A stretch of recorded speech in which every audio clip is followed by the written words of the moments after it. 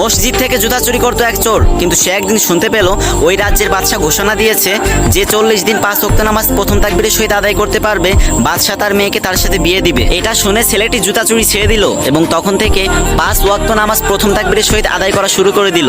এবং এভাবে করতে করতে 39 দিন কেটে গেল এবং বাদশার কানে খবর গেল একটা জুতা চোর 39 দিন ধরে 5 ওয়াক্ত নামাজ প্রথম তাকবীরের সহিত আদায় করতেছে। এটা শুনে বাদশা চোরটাকে রাজদরবারে ডেকে পাঠালো এবং বলল, তুমি আমার মেয়েকে বিয়ে করো। কিন্তু আশ্চর্যজনক ঘটনা হচ্ছে 40 দিন কেটে যায়, 41 দিন কেটে যায়, 42 দিন কেটে যায়, কিন্তু চোরটার আর কোনো খোঁজ খবর থাকে না। তারপর বাদশা সেই চোরটাকে খুঁজতে খুঁজতে অবশেষে পেয়ে গেল এবং বলল, আরে আমি তো আমার মেয়ের সাথে তোমাকে জোর করে বিয়ে দিচ্ছি না, তাহলে তুমি পালাচ্ছ কেন? তখন জুতা চোর বলল, হুজুর আপনি জানেন না আমি ভালো মানুষ না, আমি একটা জুতা চোর। বাদশা বলল, তাও আমি আমার মেয়েকে তোমার সাথেই বিয়ে দিব। তখন যুবকের চোখ থেকে টপ টপ করে পানি পড়তে লাগলো এবং বলতে লাগলো, হুজুর বিশ্বাস করেন আমি 40 দিনের দিনেও রাজকুমারী আর রাজ্য হাসিল করার স্বপ্ন দেখেছি, কিন্তু 40 দিনের শেষ নামাজের শেষ রাকাতের শেষ সেজদায় আমি জান্নাতের প্রশান্তি পেতে শুরু করলাম। আমার অন্তর প্রশান্তিতে ভরে গেছে, আমি জীবনের সব খুশি ভুলে গেলাম। হুজুর আমার চাই না, আমার রাজকুমারী চাই না, আমার রাজ্য চাই না, আমি শুধু নামাজের সেজদায় গিয়ে ওই জান্নাতের একটু প্রশান্তি পেতে চাই। এইসব কথা শুনে বাদশা নিজের চোখের পানি ধরে রাখতে পারলো না এবং বলল,